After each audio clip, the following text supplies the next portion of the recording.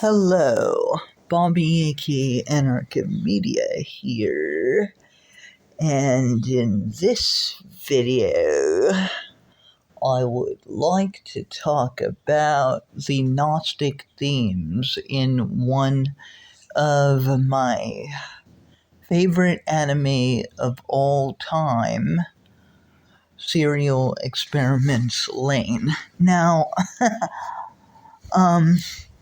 Serial Experiments Lain is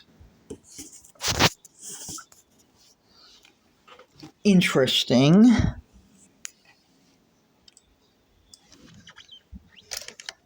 in a number of ways.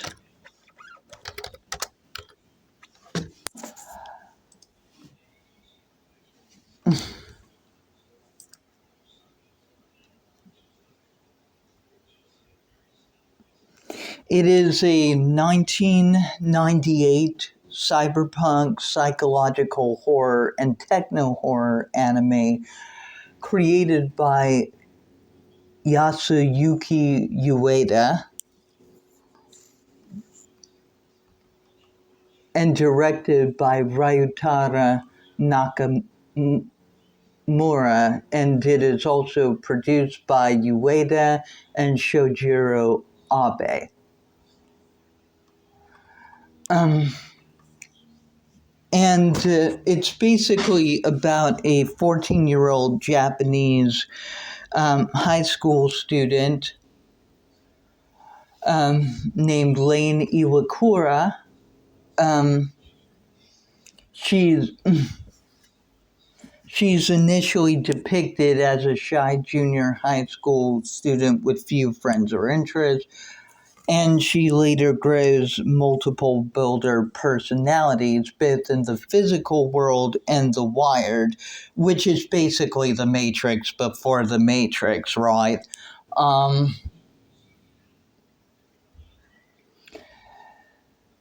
And yeah, the show explores a number of themes I would later come to be quite interested in. Well, on a subconscious level, I've always been interested in these themes, you could say, and such as existentialism, the nature of reality, the fragility of consciousness, the fine line between an enlightened human being and a deity or demiurgic being in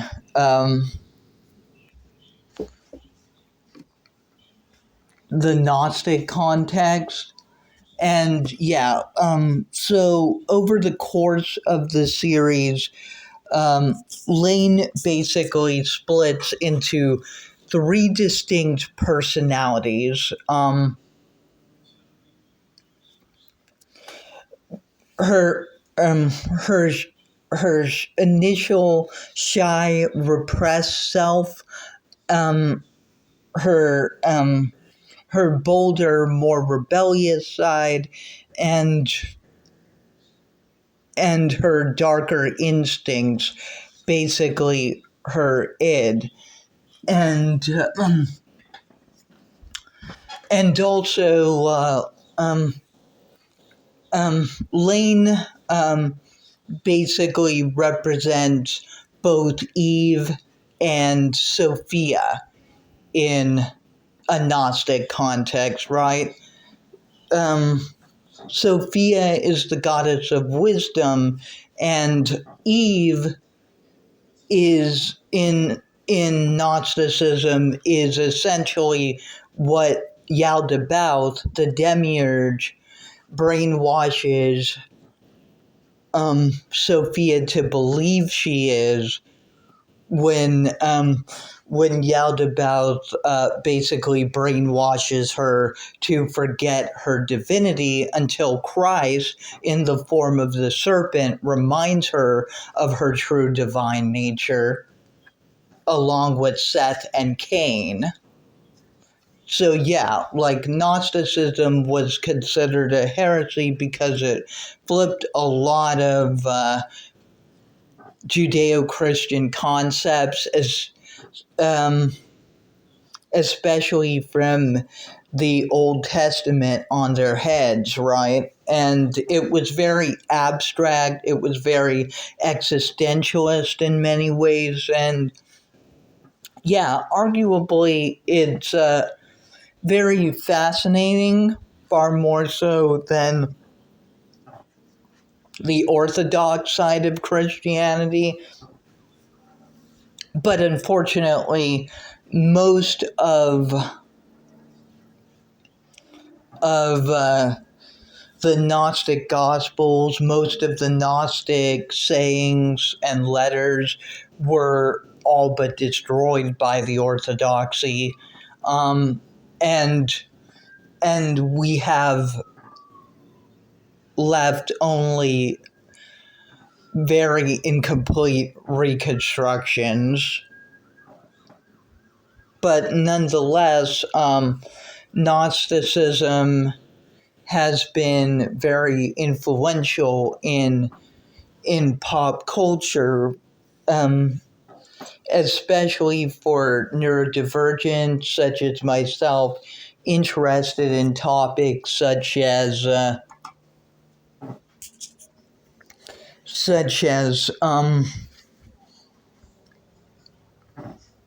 like the limits of materialism and the illusions of materialism, and how that distracts from enlightenment and spirituality and shit like that. And yeah, basically, one of Lain's friends commits suicide, and named Alice, fittingly enough, Alice Mizuki, and the demiurge figure is named Masami Eri, and he's basically a disgruntled Japanese computer programmer, much like Lain's father, who develops a god complex within the Wired, and essentially creates a cult within the Wired and wants Lain to rule with him as his goddess, but Lain refuses, of course, and Eri essentially splits her consciousness even further. And I don't want to spoil anything, but yeah, it's a very interesting exploration of the limits of materialism, the